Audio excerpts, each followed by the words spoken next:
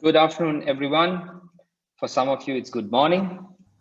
And we are ready to start today's session. Thank you very much for making time to be here. Also, thanks again to Stefan, who is here with us to conduct the third session of our series.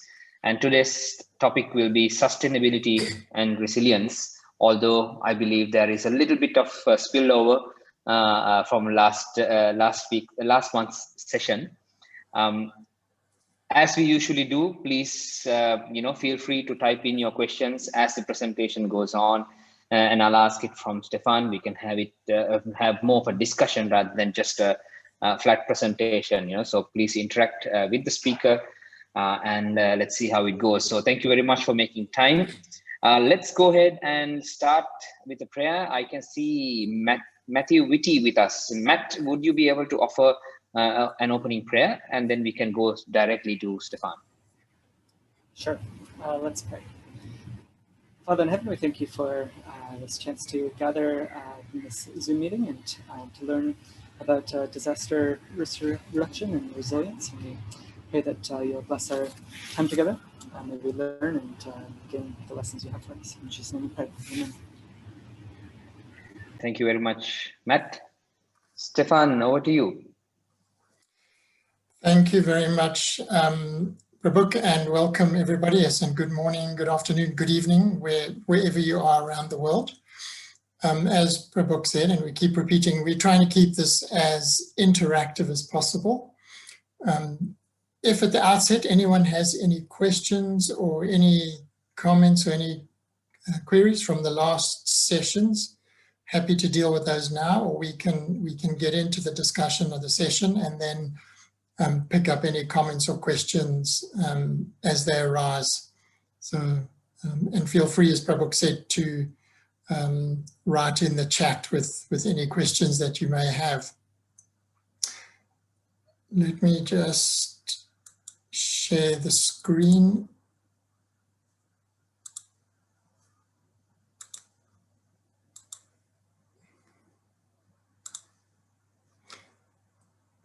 Prabhuk, can we just confirm that you can see the Yes, slide presentation? Okay. As Prabhuk mentioned at the beginning, a little bit of a spillover from last week. I realize a bit ambitious of putting too much in the session, but that's fine. I think we're quite happy to be flexible. There were a couple of things I wanted to sort of cover. We may not get to all of them. Was looking at, again, just a quick revisit of where we finished last time, which was the sort of resilience pathways model that we are using in UNOPS. I wanted to run through a little bit of a case study on the application of the model, which might be useful for those who are sort of working at programmatic level, just to show you some of the thinking and how we did this, and talking about a case study we did in Afghanistan. And then to kind of try and stitch things together even more and talk a little bit about sustainability, resilience, and climate change. I know those are in their own right huge topics, but I guess what I'm trying to do is start breaking down the silos to show you that we shouldn't see these things as discrete components, which is unfortunately what sometimes happens. And it can perhaps lead to confusion, or it leads to overlaps, or there's not really coherent thinking around this. So we've tried to find a way to integrate these things, which I think is quite sensible, to make it much more practical and understandable. And then if we get to it, to have a look at what we call the global frameworks, which I'm not sure how many people are aware, but you probably hear of things like, UN Habitat, COP, there's various COPs, there's the SDGs, there's the Sendai Framework. How do these things kind of all fit together, and do they make sense, and what are the overlaps? Won't delve into them in great detail, but try and give you kind of at least a sense of where we stand with those things. So if you're happy with that, we can proceed on that basis. Let's see how far we get with the time and how we go through the discussion. So just, apologies. Just as a very quick refresh from where we finished last time, we talked about resilience, and we talked about the Sendai Framework, and we sort of focused on the 4 priority areas of the Sendai Framework, and how by shifting our sort of emphasis from a disaster focus to more looking at the risk component of the Sendai Framework and the wording of it, how that potentially changes the way we can actually think about applying the Sendai Framework and achieving resilience as an outcome, rather than kind of ending up, with all due respect, going down the path of disaster management and managing disasters. We can then become much more comprehensive about managing risk, both from a development perspective and from a response perspective, because I think you need both, and we'll talk a bit more about that. So we developed the pathways model in UNOPS around the 4 components of the Sendai Framework, with this understanding that sort of components 1, 2, and 3 focus more on the sort of developmental aspects. And then priority 4 is all about your preparedness, response, and recovery, and how those 2 things hang together. The model we looked at, I believe, sorry, let me just go back. There is, I'm trying to find, there is a pointer somewhere, but perhaps if you can just follow. If we start at the top left where we talk about data collection, the 4 gray boxes sort of talk to the understanding risk, where we need to have the baseline data. We need to understand what is it we're doing the risk assessment on. We need to understand our contextual shocks and stresses. And in risk language, those are the hazards. So what are the hazards that we're going to have to be dealing with? And once we do that, we can bring that together into what we call the analysis piece, where we actually do the risk and vulnerability analysis. And that actually helps you understand risk, which is what the first priority of the Sendai Framework is. Then we move into the next area, which is around risk management.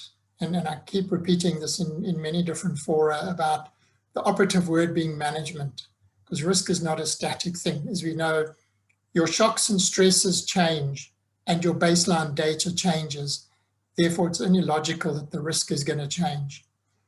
But in order to manage risk, you need proper risk governance, you need technology and capacity, and that's why you've got to invest in this, and that's what the Sendai Framework talks about.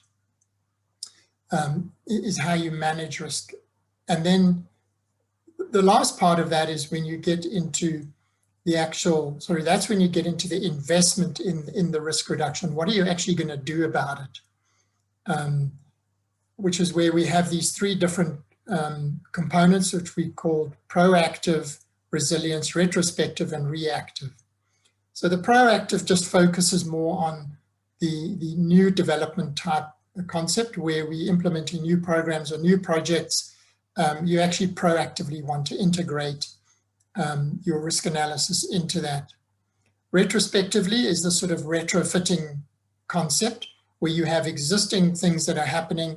You can still do the risk analysis, compare with what you're doing now, and then say, okay, retrospectively, what do we need to do to retrofit or adapt?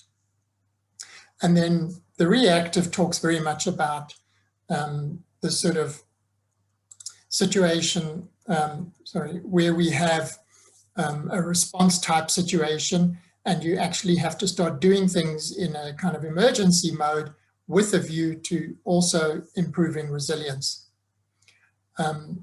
Once you've done all of that, as we talked last time, no matter how effectively you manage risk, you always end up with what we call residual risk, which is that risk that you either can't do anything about because, for example, you can't remove the hazard or you can't remove the shock and the stress.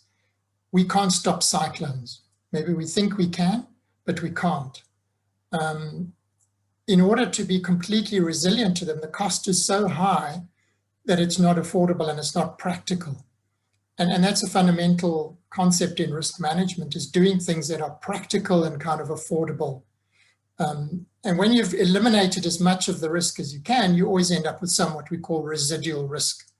And that's the piece that should then become the domain of the disaster response and your response agencies.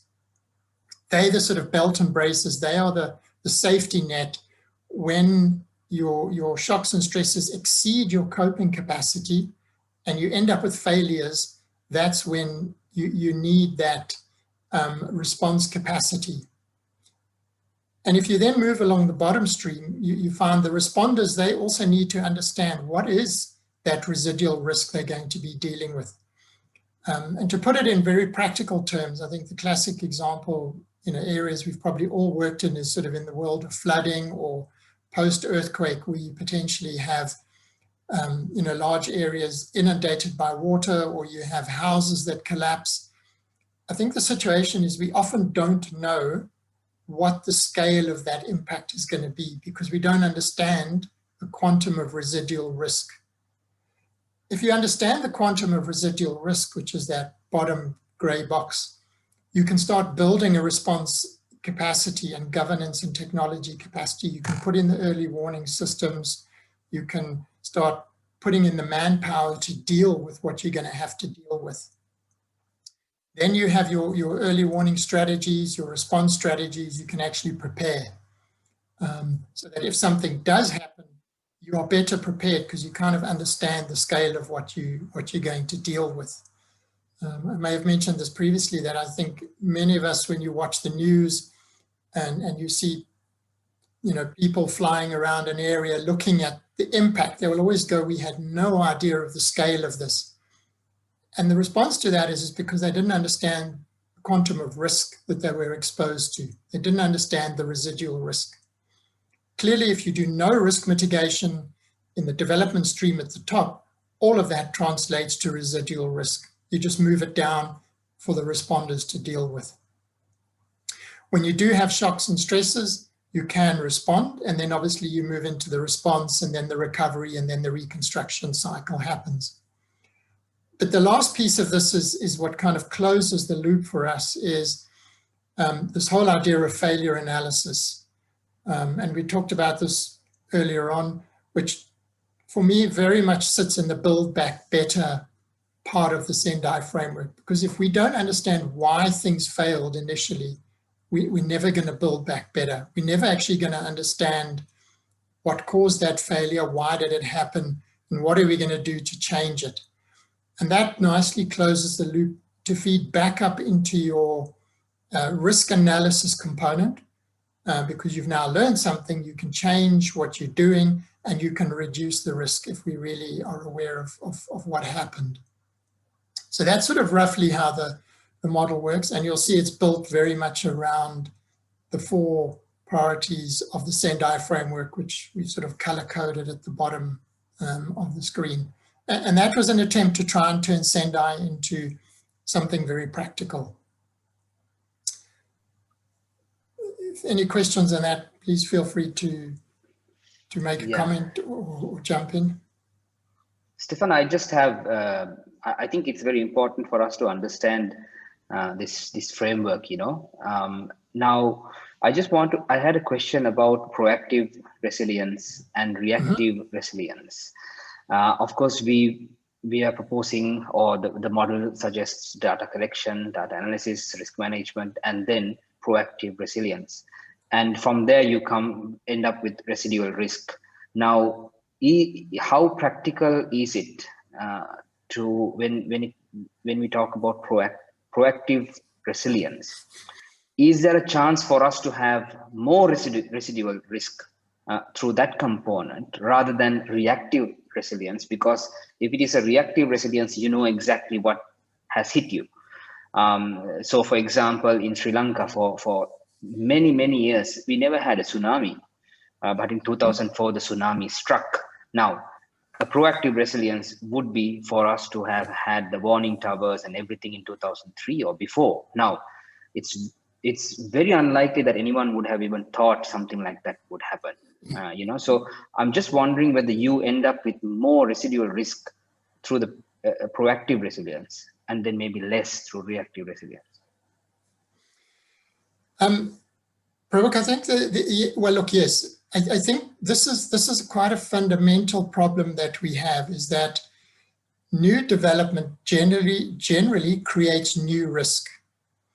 I think that's a given, because every time you do something new, you know, and I suppose I relate this very much to the development world of what I call in general asset creation. So be it community building, where people build houses. As soon as you put a house or a structure, or even if you create natural assets, a wetland, or you do something in that space, or you create livelihoods, you create something that could be impacted by the shocks and stresses. So you're actually creating risk, is what you're doing. The problem comes when we don't understand what risks we're creating, or the scale, or the significance of that risk. That, you know, so if I take the analogy of, let's say you're doing a community development project and people are building their own houses in an area that could be prone to a tsunami. If we don't understand what the impact of a tsunami could be, or what the likelihood of that is, you are just creating more risk, but people are unaware of it. And that's where the problem comes. We can't know everything 100%. So, you know, we have what we call unknowns. But if we know that we don't know, we're already a step ahead. We could say, yes, this is a tsunami-prone area. We're not exactly sure of the scale of it or when it's going to happen, but we can at least prepare for it. Is better than having said we have no tsunamis, we don't know, we're not even interested. And I've come across this situation. I was doing some work in Kenya, which is on the Great Rift Valley in Africa, which is a seismic zone. And when I asked people, what are we doing about the seismic component of the project? I was told, nobody remembers an earthquake, so we do nothing about it. And they just ignored the risk entirely. And that's a very dangerous thing to do, because as we've seen just the other day in DRC or in the Congo, there was a volcanic eruption. And you've seen pictures of the lava going down, inundating that community. And yes, the reactive resilience, I think the trick to that is in this bottom gray boxes in the failure analysis. Have we actually learned something from it? And if we've learned that we can do nothing about it and we just accept the risk, that's fine, as long as we know we've learned that we're accepting a risk. That in itself is an outcome. So I'm not suggesting you can be 100% resilient. I think it's levels of awareness that we need to create. And just to be aware in the work we're doing and saying, are we creating more risk? Have we learned from our previous experiences? And you know, yes, ideally through reactive resilience, we should be a lot smarter. But I sometimes worry that we're not. You know, that we're not actually learning what we should be learning. I'm not saying in all cases. When I was in Japan and you know, after the great Hanshin Iwaji earthquake, when you go and look at the way the reconstruction was done, really interesting how much they learned from it, even down to the way in some of the open spaces on the waterfront, which were then designed to absorb a certain amount of water if there was a tsunami, the way even the design of the park had been done in planting the trees. They said the trees are planted in such a way that we can park emergency vehicles between them, that there's enough space to do that. Because they realized from the previous earthquake, the roads were too narrow, things were done in a way that they couldn't get the emergency vehicles in there. So you can get right down to that very, very practical level of how we should do this. You'll see even some of the roads in Kobe are much wider than they were because of that very reason, that they couldn't move quickly with, you know, when buildings collapsed and they completely choked the roads. I know that's not always practical, but at least they thought about it and they said, okay, we'll try and design into it what we've learned. So I think that's the sort of thinking behind this. Is it's not going to cover every option in every single case.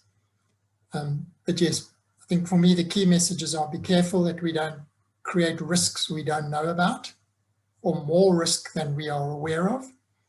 And be if things do happen, are we really learning the lessons? And that's what Sendai talks about priority 4, the build back better component, which I sometimes also think we use the word, but I'm not sure if we really apply it in the way that it should be applied.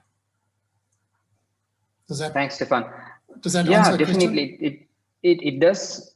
Just one more question about data collection. And a lot of the risk management and implementation depends on the data that you collect. So better data and better implementation or better risk management. What does it take to collect this data? Because certainly NGOs may not be in the best position to do it by themselves, because this would, I imagine this data collection would involve people from different disciplines, geologists at certain levels, environmentalists, private sector. What does this data collection look like? Yeah, it's a very, very good question, and it's a huge issue. And I think this is probably one of the areas where what I find is really problematic in many, many countries. In Bangladesh, this comes up constantly, the lack of data. The other issue you have is the data is disseminated across multiple government agencies, and often it sits in silos. It's not widely shared. And you're right, you need a large amount of data in many respects. You need sort of, say, climate data, you need geohazard data, you need asset data, you might need community data, population data, health data. There's all sorts of things. You could spend your life collecting data. I think, again, it's sort of a pragmatic approach in saying, have we at least got something to work with? Have we got some of the key data that we need?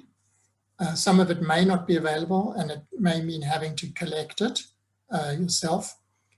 But I'm sure you've all heard of the concept of diminishing returns, where we can spend our life collecting data to get 100% accuracy, but you never quite get there, but you've spent a huge amount of time and effort, even money, doing that. So I think it's just, understanding sources of data and where you possibly could get it from. A very interesting source that comes up quite regularly is from the community themselves. The knowledge people have in their heads, just that they know, and they're not even really aware that it's relevant data.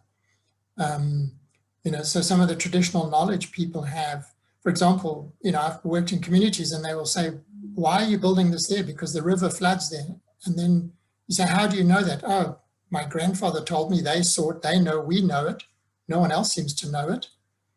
And that happens regularly. It's not unheard of. So I think, again, it's just being aware we need a certain amount of data. I come across this all the time. And as I said, it's a big issue, even in Bangladesh, trying to find, and we're embarking on a project there shortly with the Global Centre on Adaptation. And data is going to be one of the key components. So I can let you know how we go with where we find, good data. But it is a difficult one, and I don't have an easy answer to it. But I think, as I keep saying, I think it's building that awareness of what do we need, what information or data is going to be useful for us. We may not get it all. And like I said, resilience is a state of being. So if we can improve the resilience, that already helps. I'm trying to be very pragmatic here. Something is better than nothing. Maybe not. Thanks, Stefan. Not such a clear answer for you, but it is. No. Thank you. Yeah. And I'll show you a little bit of sort of what happened in Afghanistan. We'll get there. I realize we're having a long discourse about this, but I think it's important. And people, please feel free to challenge this. If it doesn't make sense, this is a framework we've been using and come up with. I'm very happy to be challenged on it, to have it discussed. If you would like to use it or not use it, feel free. So just what I referred to, sort of a different way of looking at how these two components fit together. Now, why this is interesting for me is because in a lot of the and in fact, I would say all the discourse I've been in around this, I've yet to see the Ministry of Planning and the Ministry of Disaster Management in the same room having a discussion. The Ministry of Finance, the Ministry of Disaster Management. Very rarely do I actually see the humanitarian and the development people sitting around this table together, saying, okay, it's a closed loop and there's no starting point, but you can start anywhere. You can start on the right-hand side in the development sector and say, we plan, we design, and I use the word construct not just in an infrastructure sense, but we construct programs, we deliver things, we operate and maintain those programs. But if something happens, we try and mitigate, we prepare for that mitigation. There could be an event of destruction, we respond and we recover. And my argument is that all of us should be in the same room together because we all have a role to play. And the dividing line between these two things is that residual risk space, because that's the one where the responsibility transfers from one sector to the other. But I think you now get the message that what the development actors do has a massive impact on the humanitarians and vice versa, because what the humanitarians do in response and reconstruction has a big impact on the development process. Sometimes we see this regularly where, for example, refugee camps are a classic example. They're a humanitarian response, but they eventually morph into long-term settlements that can be there for years and years and years, as we know. And they can actually become almost established urban landscapes with their own livelihoods, their own social constructs. And do we fully understand the impacts of that as humanitarian responders? So these things, so I'm just showing this as a different way of looking at the same sort of problem. And so one of the messages I try and get out there is we need to get the people in the room together, that these things are not delinked. The one impacts on the directly on the other.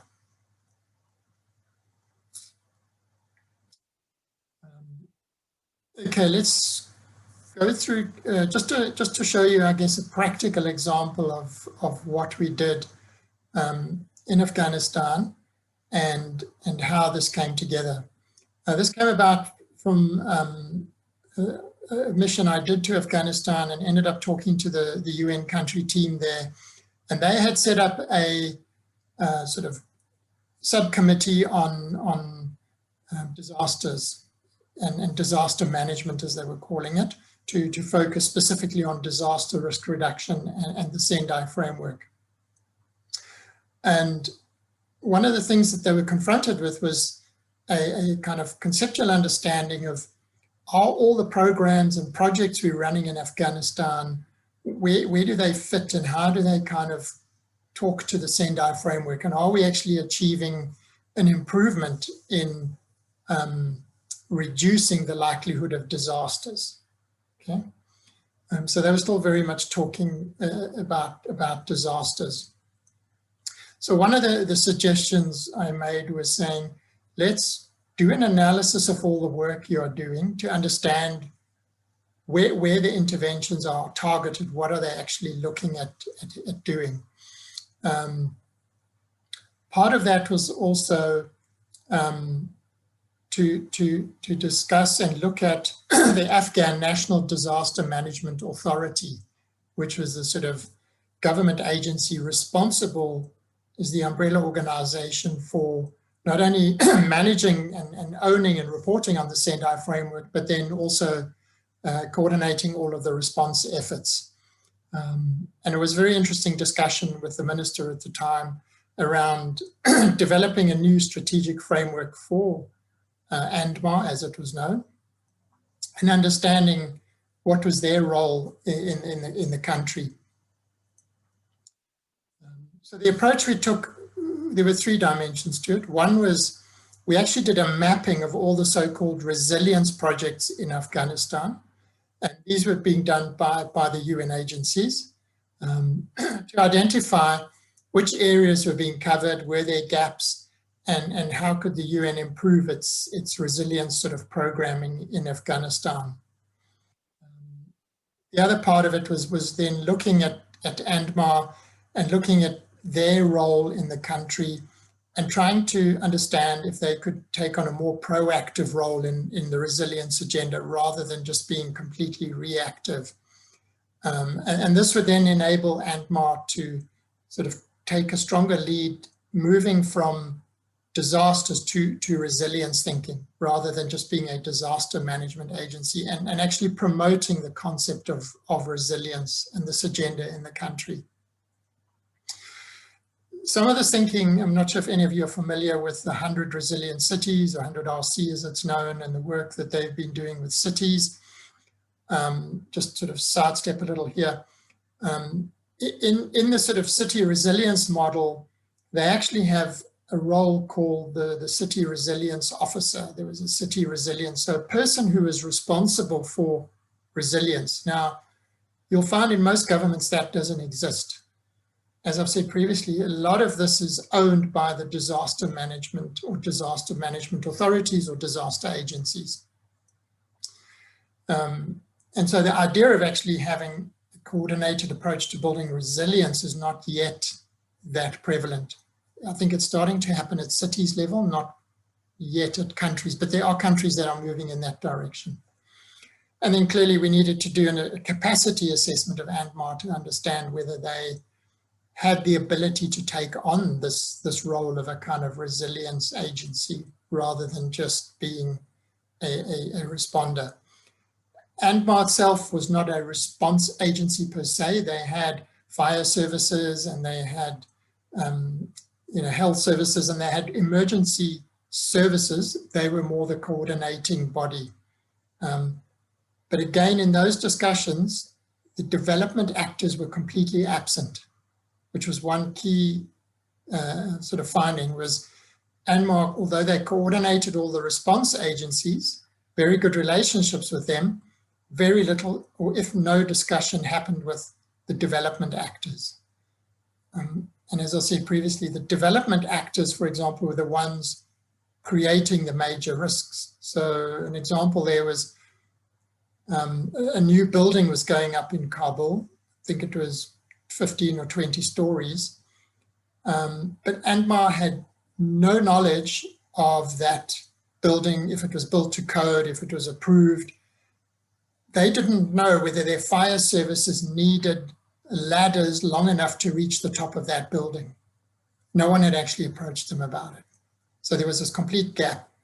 So the development people were happily approving new buildings, but those who have to respond if there's an emergency of fire didn't know what they were going to have to deal with. So these are the kind of gaps that you see on a very practical level. Anyway, moving back to the sort of programmatic part of this project was we did this mapping against the 4 priorities of the Sendai Framework when we looked at the projects that were being done by the UN. And clearly what you can see from this is that the vast majority of these projects were being done under priority 4, the preparedness and response and build back better type projects. They thought they were doing Sendai Framework, but when we showed them this, they realized that in fact, hang on, what we're actually all working on is priority 4. So that was sort of the first level of the analysis we did. In order to get more granularity to this, to actually say, okay, so which components of priority 4 are we doing? We then took our pathways model to unpack some of the detail. Are we doing the data collection? Are we doing the risk analysis? Or are we building risk governance? Or are we building response strategies and early warning systems? What parts of this are we actually doing? So that's just another quick view of the model. And all we did was we then mapped the work against those different dimensions in the pathways model. And here you can see very clearly that in the development sector, the resilience work was actually being done on proactive resilience, new development and some reconstruction. So we kind of put those together. Some retrofitting. And then in the response space, everything was around early warning, preparedness, and response strategies. There was almost nothing on residual risk analysis, very little on response governance, nothing on early warning, and zero failure analysis. And then, Prabhuk, your question on baseline data, sorry, moving back to the sort of development part of it, very little work in data collection. So this was quite an interesting understanding of where the efforts are being focused, and understanding what are we actually doing in the resilience agenda. So the other analysis we did, just I didn't show the graph here, but we actually also then compared the money side of it, saying, is this being skewed by investment? So is there sort of one huge project that has a lot of money attached to it that is making this, that would change this graph? When we did that analysis, it was almost identical. So the amount of investment and the effort where the projects were being done were very similar. So just as an illustration of the way this can be used potentially, to sort of understand what components we're doing and where we want to focus our efforts. I'm not saying this was right or wrong. I'm just saying, I think the UNCT then had an understanding of where their efforts were being focused.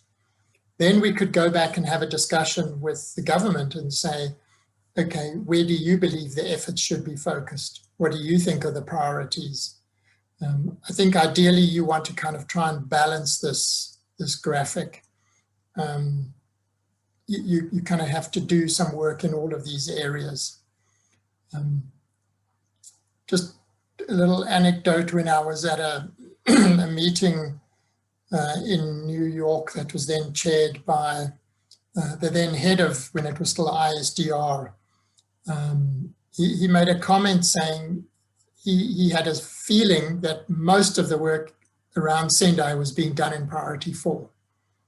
And I said to him, well, absolutely, and we've got now some evidence to show that.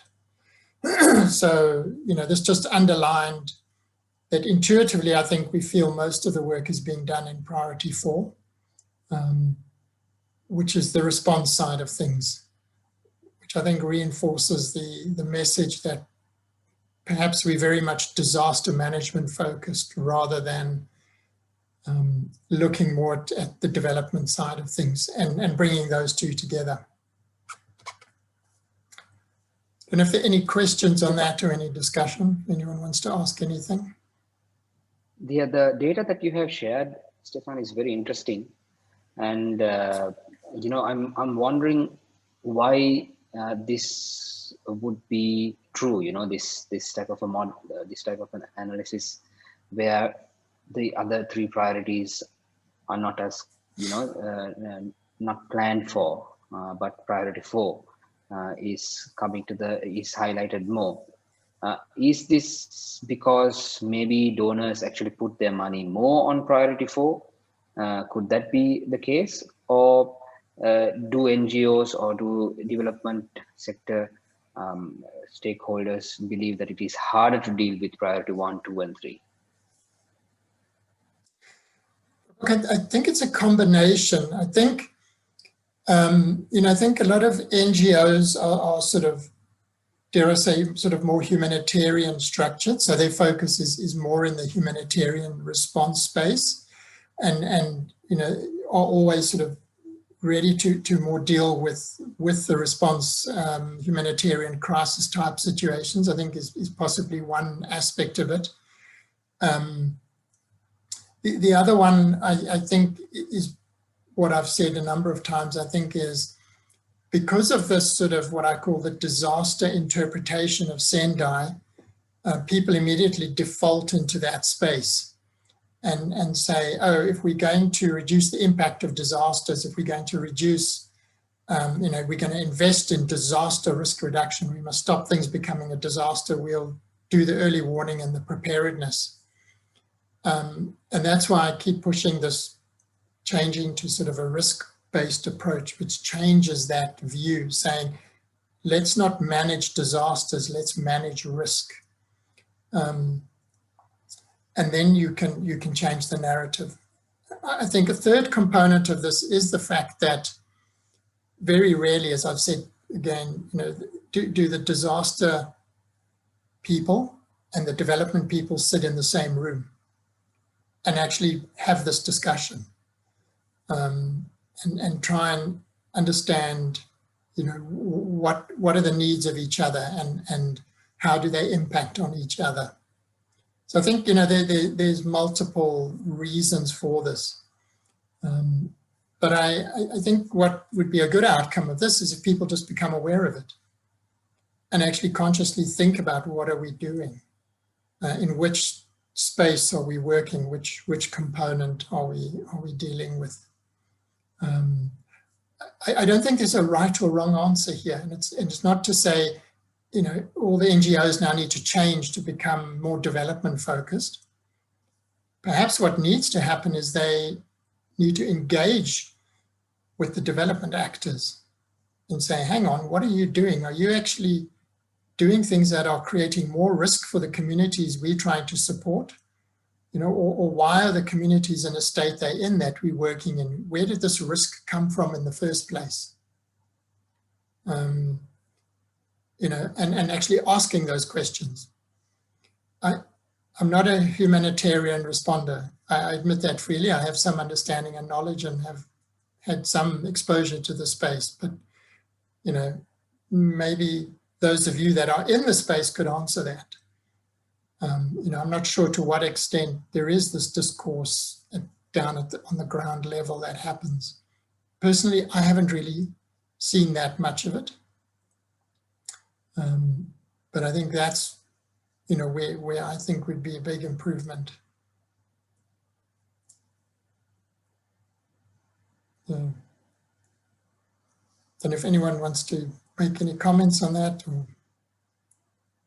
if anyone has any thoughts on why, as Prabhu mentioned, is the focus more heavily in the preparedness? Maybe it's because it's, also I think if you talk about, Sendai talks about national community level, maybe at community level people feel, yes, the training, and I talked about this earlier, that the heart of a resilient community is a knowledgeable and healthy community. And sure that, the preparedness and response strategies is a lot about capacity building, sharing and disseminating information, training, what people call the sort of softer components, which is perhaps more suited to the way the sort of NGO and INGO world works. But it's one piece of the puzzle. I'm not saying the NGO world is responsible for all of this, because I think there are many actors in here. This is not, Sendai is not just one sort of group's responsibility, it's everybody's responsibility.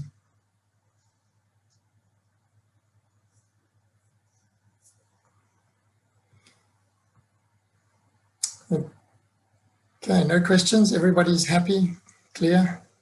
It's all easy, we can get out there and do it.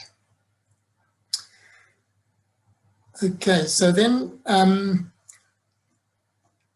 moving on, I wanted to just have a little sort of think now about these two words, sustainability and resilience. At one stage, sustainability was the buzzword. Then it kind of became resilience. And, ask the question, have we forgotten about sustainability, or do people see resilience as a sort of more broader encompassing term that includes sustainability, or does sustainability include resilience, or how do these two things kind of link together? And this has been a bit of a discourse for a while. And again, internally, and personally, I've kind of settled on this distinction and similarity to make sense of these two concepts. And I use the word concepts because I think, that helps, rather than, again, getting hung up on definitions, which I don't always find that useful. I think if we talk about the concepts of what sits behind the words, it's much more helpful. But to help us start that, obviously there's a definition of sustainability, and I've used the one here from the UN General Assembly. And I think we're all in agreement that the concept of sustainability is about doing things that don't, in the present, that don't sort of compromise the future. The kind of concept of tread lightly, responsible use of resources, don't overexploit. Let's do things that can last a long time, that don't have negative impacts into the future that we can't sustain. So that, I think, is the kind of concept behind sustainability. Anyone has a different view, please share it. But sort of in my experience, that's been the general concept.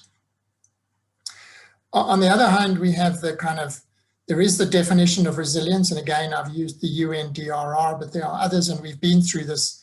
This is about the ability of the system to absorb, accommodate, to recover and continue after they've been impacted by shocks and stresses. Okay, now you might think, how are these two things related?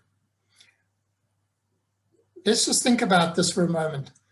If we talk about sustainability as not compromising the future, we're actually talking about doing things that are not going to place undue stress or create massive shocks on the environment that's going to have a negative impact in the long term. People comfortable with that idea? So we're doing things that are not going to create a major shock or a stress on our environment that's going to result in sort of negative outcomes in the longer term. Resilience, on the other hand, is saying, can my system cope with the shocks and stresses that I'm being exposed to? Can I accommodate them? Can I learn from them? And can I recover from them and learn from them? So what you see is we end up with what I call two sides of the same coin, where on the one hand, we have sustainability, which is about reducing our impacts on the environment. And the impacts generally are the shocks and stresses we create. And I think we're all aware that if you decimate half of the rainforests, that's a major shock to the environmental systems.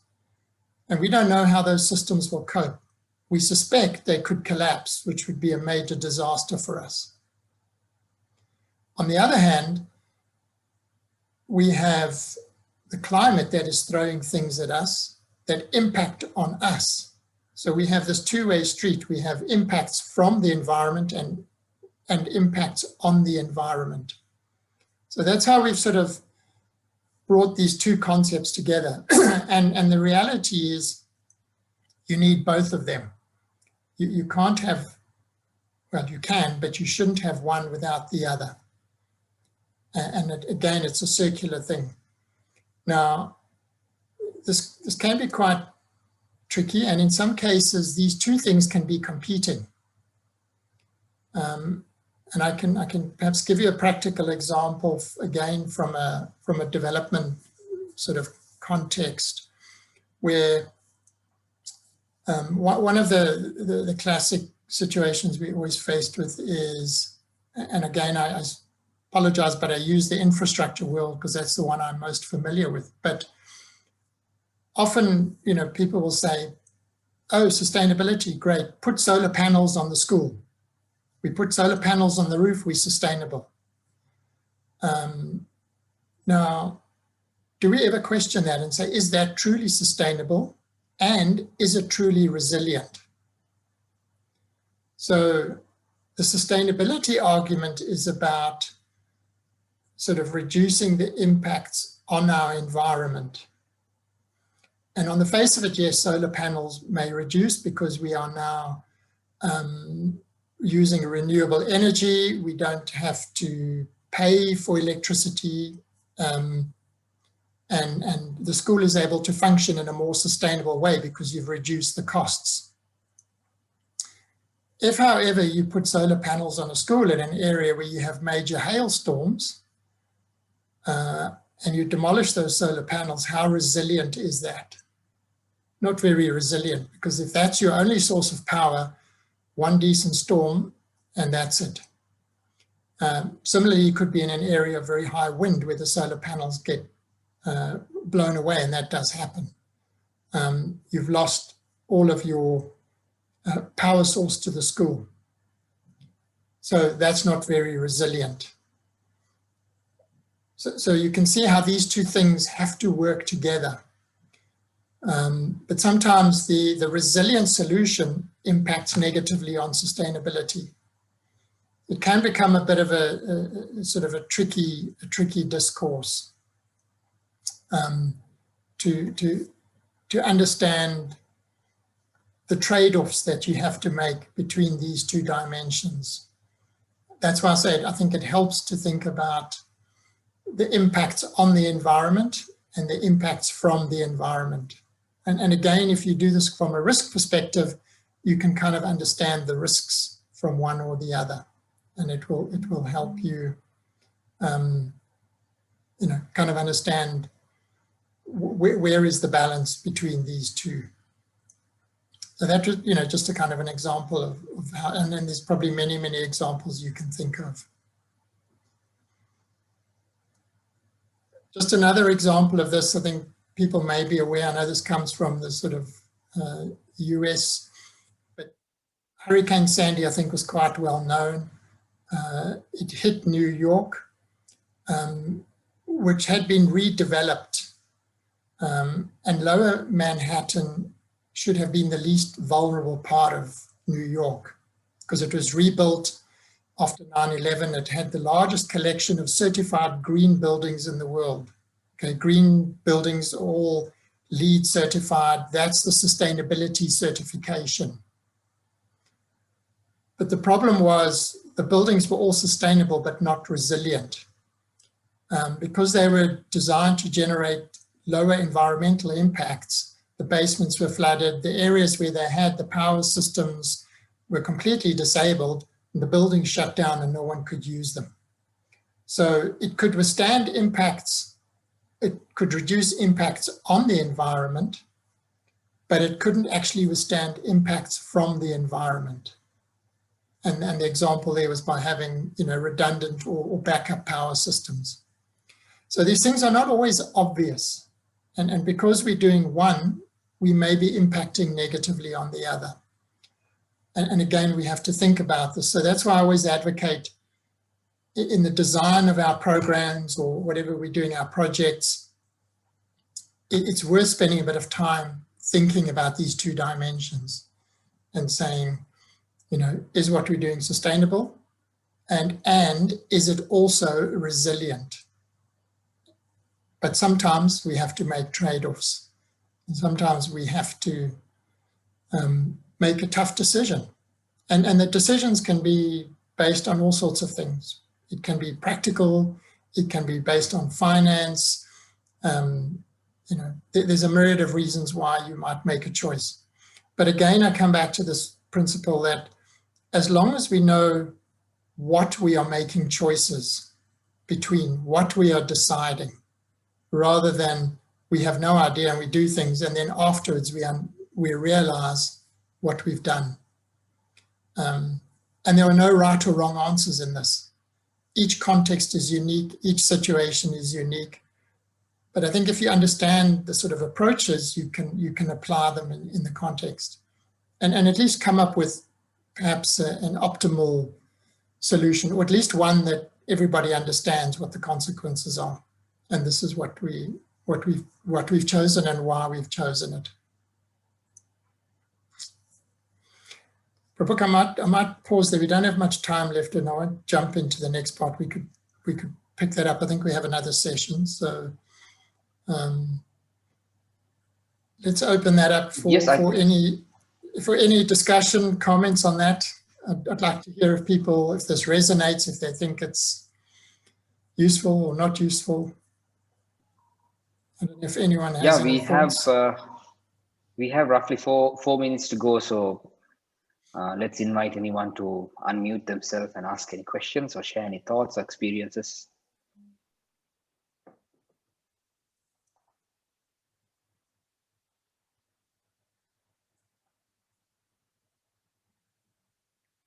Okay. Well, it's either absolutely clear or I've confused everybody completely.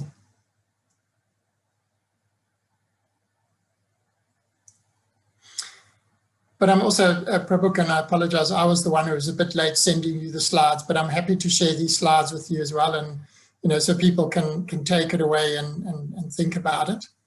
I mean, it may not be completely new to you. You may already have gone down this road and come up with the same conclusions. That would also be good to hear if there are others that have thought about this and worked it out, how they're applying it, because I think it's always good to share our thinking on this. And particularly, as I keep saying, this discourse between people who work more in the humanitarian space and the development space, I think we need to talk to each other a lot more about some of these issues and how we work together to resolve these problems.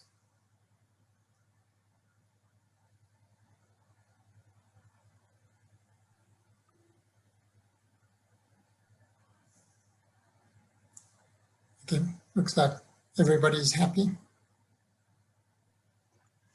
Indeed, but I think these are concepts that may take time to look at, and review. We come across these terminologies on a daily basis, and rarely do we sit and take some time to actually grasp what they are, So, yeah. Yeah, no, I think that's a very good point, and I think this is why part of what prompted all of this thinking and putting this together was that very thing that even internally within UNOPS, I hear these words being used in all different ways and contexts. So we were trying to at least get people, the good old on the same page to say, when we talk about this, let's at least have the same understanding and how we then apply this thinking in the work that we're doing. And I've noticed, as I talk from the UN perspective across the UN, a lot of the thinking around this can also be very confused with many different viewpoints on it. So yeah, take it away, think about it, be happy to be challenged, to discuss it. It's always good, I think, to go back to basics.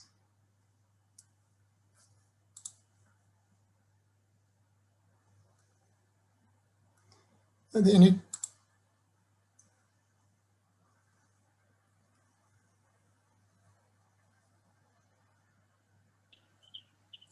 Stefan, there is a question on the chat. Not sure whether you can see it. I can see it. It was asking my experience in DRRM is with local government and with communities. What activities are you implementing at community level? Actually, my experience is across all levels, working at national levels. I said in Afghanistan, working with the ministries. In Bangladesh, working with local government departments through the Ministry of Local Government. But then also having done implementation of projects down at community level, particularly in various sectors, in education, in housing. So a lot of my experience has been in community level development projects. So I've done rural schools, rural health clinics, health services, hospitals. I've done even power stations on small islands, harbors, airports, community level kind of infrastructure that is critical for the resilience of those communities, but that in itself also has to be sustainable. Some of the schools I worked on were community schools run by the local communities. So we had to think a lot about the sustainability issues, that if we produce a building that the community can't maintain, it's not sustainable. So sustainability there was, around the longevity of the buildings and how easy was it for them to maintain, how costly were those schools to maintain, and thinking about the resilience aspects of it. So if there was a storm or a flood, were those schools going to fall down, or were they going to continue to be able to provide the education service?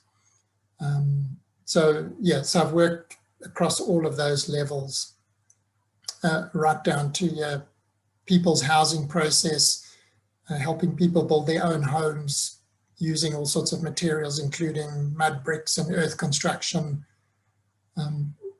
So this is a kind of a synthesis of a lot of that thinking across all of those different levels. I hope that answers your question.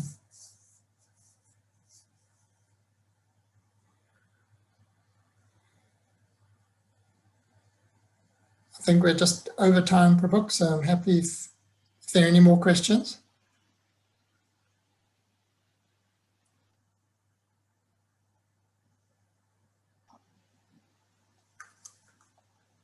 Okay, since there's silence, maybe we can end, Stefan, and pick it up next month.